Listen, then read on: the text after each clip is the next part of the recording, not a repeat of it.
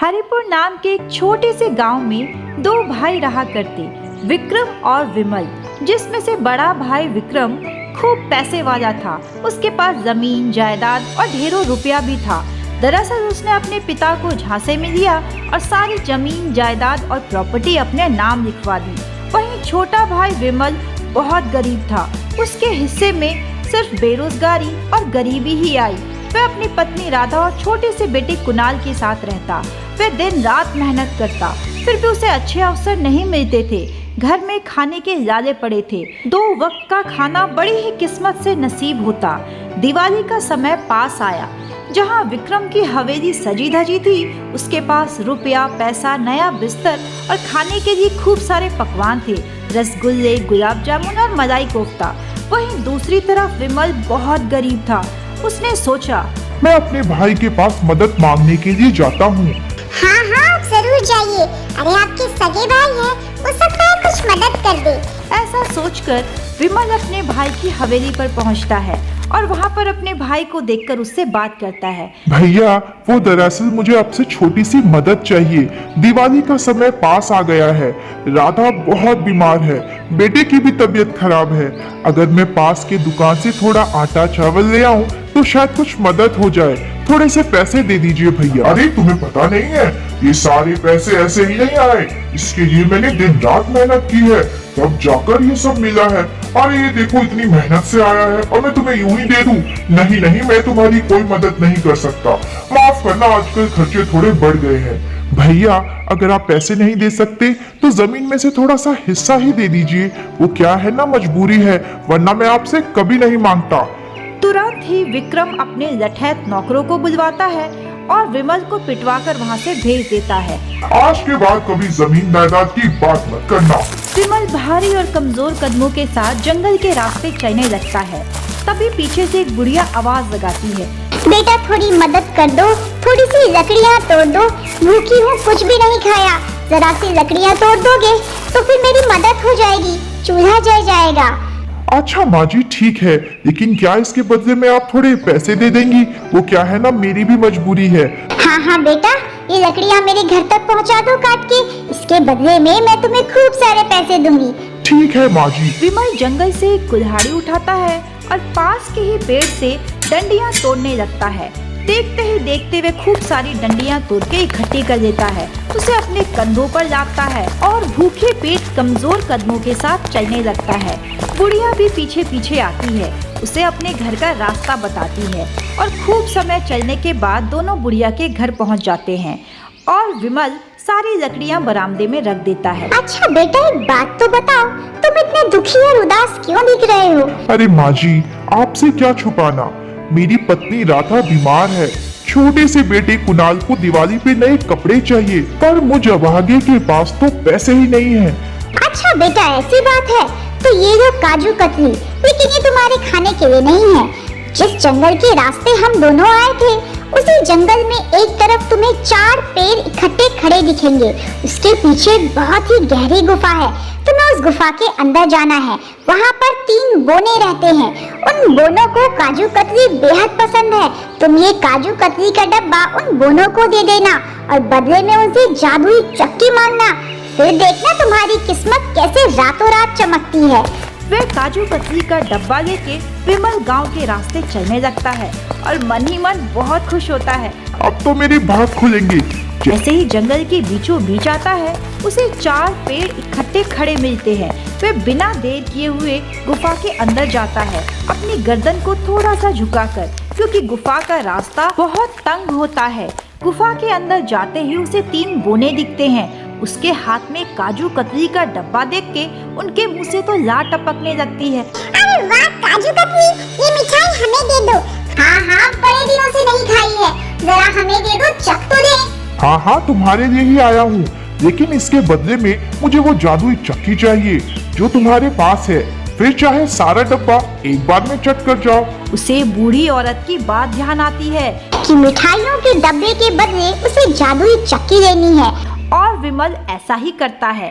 कुछ ही देर में बोने वो मिठाई खाकर सफा चट कर जाते हैं और उसके बदले में एक जादुई चक्की देते हैं और कहते हैं, ये लाल कपड़ा देख रहे हो, इसे बड़े ही ध्यान से इस्तेमाल करना। जब तुम्हें जरूर ढक देना, नहीं तो पूरे घर में वो इच्छा फैलती ही जाएगी। ठीक है। ऐसा कहकर मिठाई का डब्बा विमल उन बोनों को दे देता है और उनसे वे जादुई चक्की और लाल कपड़ा लेकर वहाँ से निकल जाता है। एक बार बोने फिर से आगाह करते हैं कि इच्छा पूरी होने के बाद उसे लाल कपड़े से जरूर ढक देना। विमल उस चक्की को और लाल कपड़े को लेकर अपने गांव की तरफ आगे बढ़ने लगता है। वह बेहद खुश होता है। लगता है भगवान मेरी सारी मुरादों को पूरा करेंगे। जैसे ही वो घर आता है जोर से चिल्लाता है, अरे राधा जल्दी आओ, कुणाल जल्दी आओ, अब हमारी गरीबी मिटने वाली है। ये आप क्या कह रहे हैं? कुछ आपको मिला है क्या? हाँ हाँ, जादुई चक्की मिली है। चलो चलो जरा देखते हैं ये काम भी करता है या नहीं। वे एक बिस्तर पर जादुई चक्की को रखते हैं और कहते हैं, ए जादुई चक्की, जल्दी से खूब सारा गेहूं दे दे। देखते ही देखते पूरा घर गेहूं के दानों से भर जाता है। उसके बाद लाल कपड़े से ढक देते हैं और एक बार फिर से मांगते हैं, ए जादुई चक्की, ढेर सारा चावल दे दे।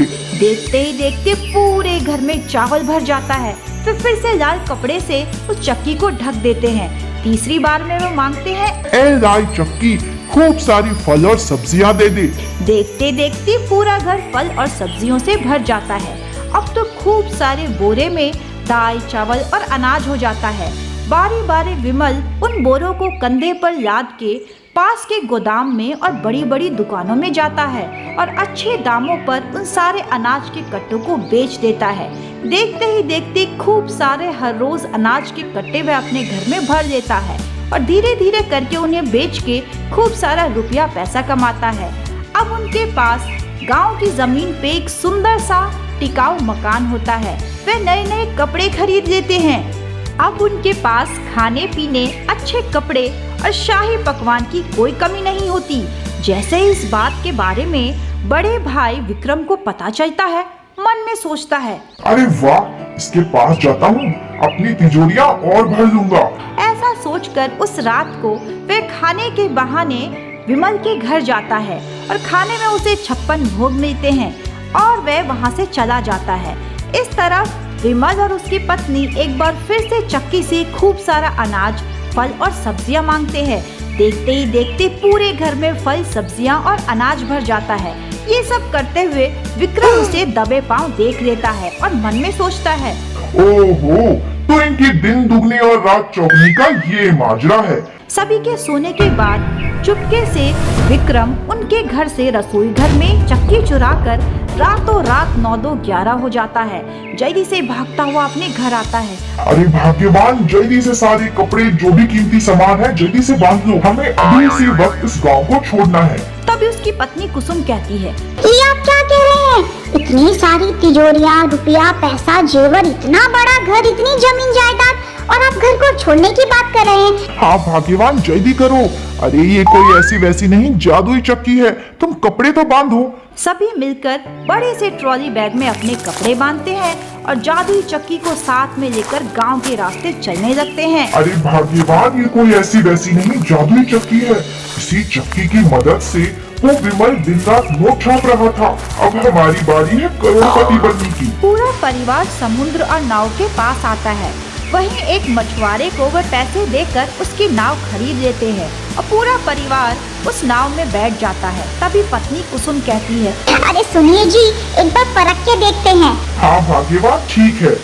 ए जादुई चक्की, इस नाव में नमक ले आओ। देखते ही देखते पूरा नाव नमक से भर जाता है।